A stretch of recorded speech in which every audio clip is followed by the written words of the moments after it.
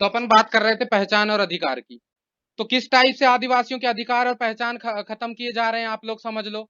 1971 में जो जनगणना हुई थी उसमें आदिवासियों का देश था ये पूरा पूरा भारतीय संविधान।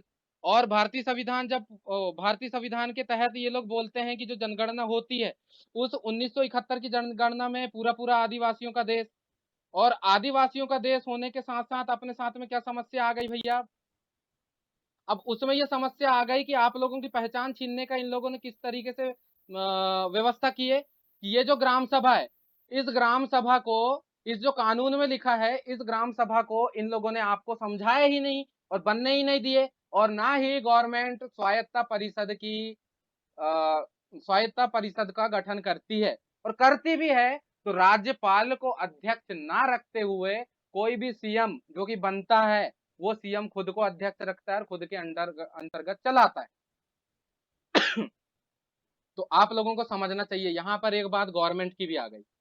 अधिकार और गवर्नमेंट में कितना बड़ा अंतर है और कितने बड़ा संबंध भी है। और ग्राम सभा और आपके अधिकारों में कितना बड़ा संबंध है आप लोगों को यह भी समझना पड़ेगा। उससे जुड़े अधिकार आप लोगों को समझ में आ रहे होंगे, मेरे को ऐसी उम्मीद है। अब आगे ये बोला है कि इन वर्गों की भूमि अधिग्रहण किए जाने पर मुआवजे का 1/3 धनराशि स्थल पर मतलब स्थल पर भुगतान करना होगा। स्थल पर मतलब जिस जगह में बात होगी कि हम तेरी जमीन से नहर गुजारने वाले हैं, जो माचा गोरा की नहर नदी जो अपने यहाँ से बहने वाली है ऐसा मैंने सुना है। वो माचा गोरा की नदी अगर आपके खेतों से गुजरेगी, नदी बनाने वाले ना ये लोग, नहर तो बना नहीं रहे, तो वो जो खेत से गुजरेगी तो जिस समय बात होगी अगर मसराम के साथ बात होती कि तेरे खेत से मेरे को ये नहर गुजारना है तो उसी समय में आपको धनराशि का 1/3 पैसा, मतलब 100 रुपए की बात होती है तो 30 रुपए तेरे को तुरंत में बात के साथ में दिया जाएगा बयाना के रूप में। और बाकी की धनराशि जो है वो अगले किस्त पर दी जाएगी। अब 100 रुपए में जमीन तो बेचोगे नहीं, आपकी जमीन जमीन की कीमत है। नहीं तो सारी चीज, मैं जमीन की कीमत पहले बता देता हूं। जमीन एक ऐसी चीज है जिसके लिए दुनिया में लड़ाई चल रही है। तो जिन लोगों को धरती पे जगह नहीं मिली वो चांद पे जगह ढूंढ रहे हैं, जिनको चांद पे भी जगह नहीं मिली भैया वो लोग मंगल पे जगह ढूंढ रहे हैं। आप लोगों को यहाँ पर आप बताया जाता है कि नहीं, आपका शनि चढ़ा हुआ है, बुध गिरा हुआ है, मंगल अच्छे जगह से नहीं है, ये आपको शनि मंगल करके आप लोगों को इस पे गुथा दिए हैं। आप लोगों को बताते हैं कि आपके शनि देव भारी हैं, दुनिया ये है वो है, और ये लोग मंगल में जाने का, मंगल में रहने का, चांद पे रहने का व्यवस्था कर चुके हैं। आप लोगों का शनि मंगल ही भारी बता रहे हैं ये लोग अभी तक। तो आप लोगों को समझना पड़ेगा कि जमीन वो चीज है जो लोगों का लोगों की नीयत बदल देती है। पैसा क्या है, पैसा तो ऐसा है कि आज आएगा कल जाएगा। जमीन है तो सब कुछ है, जमीन है तो पहचान है, पहचान है तो संस्कृति, और संस्कृति है तो आधार है, और आधार है तो अधिकार है, और अधिकार है तो इस कानूनों के तहत आप लोग बता सकते हो अपने अधिकार कि मेरे ये अधिकार हैं कि मैं इस क्षेत्र का निवासी हूं और इस क्षेत्र में पुलिस अधिनियम नहीं लगता और आदिवासी अनुसूचित जनजाति के व्यक्ति के ऊपर और लोकल ट्रेडिशनल लॉ या फिर ग्राम सभा के ऊपर ये कानून काम नहीं करते। जिसमें केंद्र सरकार और राज्य सरकार द्वारा बनाए गए कोई भी कानून हो, किसी भी प्रकार का कानून हो, चाहे कितना भी, ग्राम सभा चाहे तो उसको लागू करेगी अपने तरीके से। क्यों? क्योंकि उसमें लिखा गया था कि सुप्रीम कोर्ट के ऊपर ही ग्राम सभा है और ग्राम सभा में लोकल ट्रेडिशनल लॉ चलेंगे। गांव के लोग जो हैं वो अपने तरीके से कानून बनाएंगे। उसका एक छोटा सा एग्जाम्पल देता हूँ। तहसीलदार के पास आप जाति प्रमाण पत्र बनाते हो, तहसीलदार क्या जानता है आपको कि आपका गांव जानता है? आप जानते हो क्या कि सुनील मसराम कहाँ पैदा हुआ था? हाँ, उसके पूर्वज भी जानते हैं, उसके आजू बाजू वाले रहने वाले भी जानते हैं कि सुनील मसराम जो है बीसापुर में पैदा हुआ था, ये इतनी इतनी तारीख को, उसके माँ ये है, उसका बाप ये है, इस अस्पताल में ये डॉक्टर आया था, ये दाई आई थी। ये जन्म प्रमाण पत्र कौन दे सकता है? गांव वाले, क्योंकि प्रमाणित है कि वो उनने देखे हैं उसको। तहसीलदार ने देखा है क्या? वो जानता है क्या उसका गांव कहाँ है? तो आप लोगों को यह समझना है कि भाई जो व्यक्ति जानता ही नहीं है वो प्रमाणित कर रहा है। इसीलिए सुनील मसराम के नाम की जो आया हुआ पैसा है या सुनील मसराम के नाम का जो नौकरी कुरई के अंदर लगना चाहिए था, वो नौकरी और उसके पैसे का उपयोग कोई और कर रहा है उसके नाम पर। क्यों? क्योंकि तुम लोगों ने राइट्स दे दिए। कैसे राइट्स दे दिए कि तहसीलदार तो भैया तेरे से भी 3,000 लेता है, किसी से 30,000 3 लाख लेगा और तेरे नाम का डॉक्यूमेंट बना के उसको देगा। तो तू साला नाम ही का नौकरी का इंतजार कर रहा है इधर, और तेरे नाम से नौकरी उधर चल भी रही है।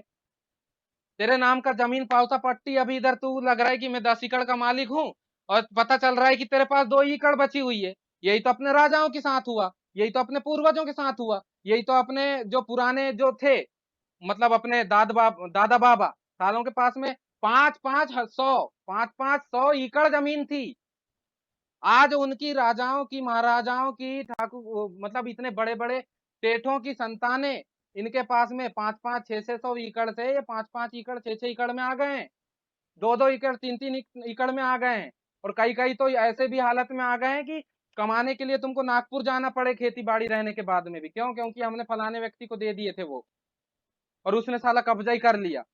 नागपुर जाओ, बालाघाट जाओ, भोपाल जाओ, जबलपुर जाओ, यही सब करते रहो। यहाँ पता चला तुम्हारा सारा इतना सारा है तेरे नाम पे भाई, तू जो जाकर के 200 रुपए में मजदूरी कर रहा है, तेरे नाम से 15 करोड़ रुपए आया यार, तेरा नाम लिखा है वहां अनुसूचित जनजाति।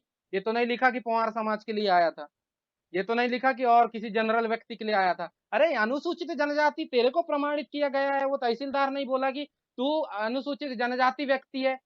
तेरे हिसाब से तेरे लिए यहाँ पर इतना पैसा आ रहा है, तेरे को नौकरी करने की भी क्या जरूरत थी? तेरे को तो डायरेक्ट बिजनेस खोल लेना था, किसी की दुकान डाल लेता, मकान बना लेता, कुरई में साले को किराए से देता 3,000 रुपए में, एक एक कमरा, 3 कमरे बनाता तो 9,000 तेरे को फ्री में मिलते किराए के रूप में। तो ये सब चीजें कहाँ बताते हैं तुम लोगों को?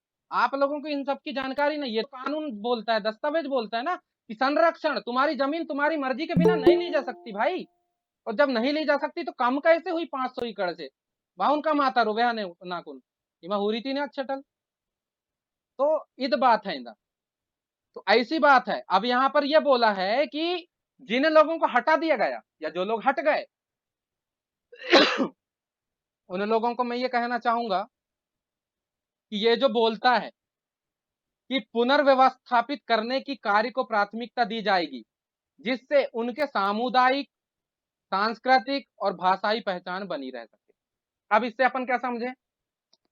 सामुदायिक मतलब अगर तुमको यहां से हटाया गया था पहले किसी व्यक्ति को, जिनको हटा दिए स्कूल के नाम पे, फैक्ट्री के नाम पे, कॉलेज के नाम पे, इसके उसके नाम पर, उनकी समुदाय के पास में ही उनकी जैसे भाषा बोलने वाले लोगों के ही पास में उसको बसाएंगे। मतलब अनुसूचित क्षेत्रों से नहीं निकाल सकते वो।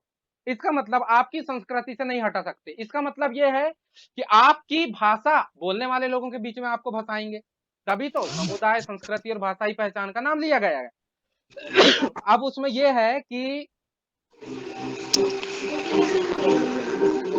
को कर रहे हैं भैया, माइक बंद कर लो ना जो भी। तो इस टाइप से है। तो आप लोगों के समुदाय के बीच में रखा जाएगा तो आपकी संस्कृति रहेगी। अब संस्कृति रहेगी तो इसका मतलब यह है कि आप अपनी संस्कृति को मना पाएंगे। अब 4 लोगों के साथ रहोगे तभी तो आप अपने रिलेशन वालों से शादी कर पाओगे ना, तभी तो आपकी सांस्कृतिक पहचान बनी रहेगी, तभी तो उनसे बात करोगे, तब तो भाषाई पहचान बनी रहेगी। अब उसमें आगे ये बोलता है कि पुनर्व्यवस्थापन क्षेत्रों में अनुसूचित वर्गों के लिए सामुदायिक और सामाजिक कार्यों के लिए सरकार निःशुल्क जमीन उपलब्ध कराएगी। अब मेरे को एक बात बताओ, सरकार जो है कितना निःशुल्क जमीन आप लोगों को दे रही है? आप मेरे को ये बताएं, क्या आप लोगों को पट्टा मिला? और पट्टा मिला तो वो तो वन अधिकार अधिनियम के तहत मिला।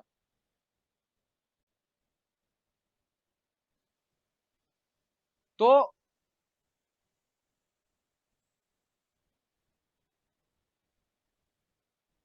एक सेकेंड, क्या बोल रहा है यार?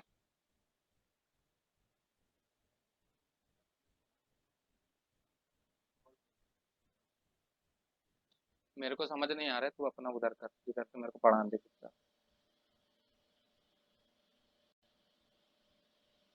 ठीक है दादा, सबको समझ में आ रहा है ना?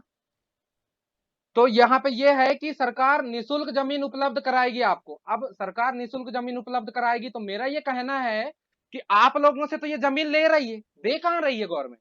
यहाँ तक कि जो पट्टे आप लोगों के लिए आए, उन पट्टों को भी साला गैर आदिवासियों को अनुसूचित क्षेत्रों में, जो कि इनवैलिड है, जो कि कानूनी नहीं है, उन लोगों को जमीन यहाँ पर उपलब्ध कराएगी। आज से आप लोगों का काम ये है कि अनुसूचित क्षेत्रों में या फिर 5वीं अनुसूचित क्षेत्रों में या जिस जिस गांव में ग्राम सभा है वहां पर देखना कि गैर अनुसूचित क्षेत्रीय लोगों को कितने पट्टे गवर्नमेंट के थ्रू जब से भारतीय संविधान लागू है तब से अभी तक की कितने मिले हैं, या फिर जितने 2013 से 13 में आया ये कानून तब से प्रभावी है, 13 से अभी तक की 7 सालों में कितना मिला है।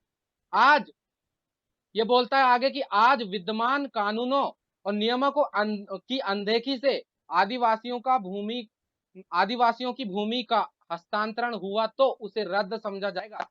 मतलब अगर 2013 के बाद अभी इस कानून के आने के पहले या फिर बाद तक भी अगर किसी आदिवासी की जमीन किसी तरीके से ली गई है या डूबी है या किसी तरीके से गई है उसके नाम पर है और वो किसी तरीके से गवर्नमेंट के कब्जे में है कहीं पर भी, तो उस जमीन का जो कब्जा है वो उसको रद्द समझा जाएगा। यहाँ पर ये बोल रहा है ये गवर्नमेंट, ये दस्तावेज, और लाभ जो है भूमि के मूल मालिक को दिए जाएंगे। जैसे मैं उदाहरण के तौर पे आगे इसका एक चीज बताता हूं कि सिंचाई की पनबिजली परियोजनाओं से प्रभावित आदिवासियों, अब यहाँ पर देखो भैया आदिवासियों का नाम लिखा है, अनुसूचित जनजाति के व्यक्ति का नाम लिखा है, किसी और व्यक्ति का नाम नहीं लिखा है, क्योंकि जमीन भी इन्हीं की एक्वायर की जाती है। अब इसमें यह है कि आप लोगों की जमीन अगर सिंचाई मतलब तालाब, ये देखो नदी में गई है, तालाब में गई है या जलाशय, मछली पकड़ने का अधिकार मिलेगा। अब इसमें यह है कि नदी में, तालाबों में, जलाशयों में चाहे किसी के भी अंडर हो, कहीं भी हो, डैम भी हो, तो उसमें आप लोगों को ट्रेडिशनल तौर पे मछली पकड़ने का पूर्णतः अधिकार है। क्या ये मैं अपने मन से बोल रहा हूं? ये तो गवर्नमेंट का दस्तावेज है जो कि संसद में पारित किया गया है। ये कानून है, इस कानून को नहीं बदला जा सकता और ना ही आदिवासी क्षेत्रों में आदिवासियों के अधिकारों को वंचित किया जा सकता है। अब ये कानून बोलता है, समझना आपको है। अब ये आगे ये बोलता है कि अनुसूचित क्षेत्रों या जिले के बाहर पुनर्व्यवस्थापित करने और प्रभावित अनुसूचित आदिवासी परिवारों को पुनर्व्यवस्थापित करने के लिए 25% अतिरिक्त भुगतान किया जाएगा। अब जो लोग जा चुके हैं जिनकी जमीन मतलब वो हो गई है कब्जा की जा चुकी है या किसी तरीके से चले गई है, उनको 25% मुआवजा अलग से मिलेगा। जितना मुआवजा बनता है, जैसे जमीन आप मांग करोगे कि मेरी जमीन 10 लाख की है, अब जमीन की तो कोई कीमत ही नहीं होती, इतनी महंगी होती है वो, लेकिन अब मान लो कि जैसे 10 लाख की जमीन है तो उस पर और 25% जोड़ दो तो 12.5 लाख रुपए आपको मिलना चाहिए इसके, ऐसा। और इसमें लिखा है कि 25,000 रुपए एकमुश्त राशि दी जाएगी अलग से, 50,000 रुपए। तो ये सारी चीजें इस डॉक्यूमेंट पे अवेलेबल हैं। ये डॉक्यूमेंट भी ग्राम सभा के लोगों को प्राथमिक रूप से दी जाती है, मैंने ये आपको पहले ही बता दिया है। अब आते हैं अपन दूसरी बात पर। दूसरी बात ये बोलता है कि अनुसूचित क्षेत्र जो है, अनुसूचित क्षेत्रों में आदिवासियों को जो भी समस्याएं आती हैं, ये समस्याएं क्यों आती हैं, आप बहुत ध्यान से सुनना भैया। ये ग्राम सभा का कानून का सेशन को मैं आज यहीं पर एंड कर रहा हूं। अब इसके बाद मैं दूसरा सेशन ऑन करता हूं।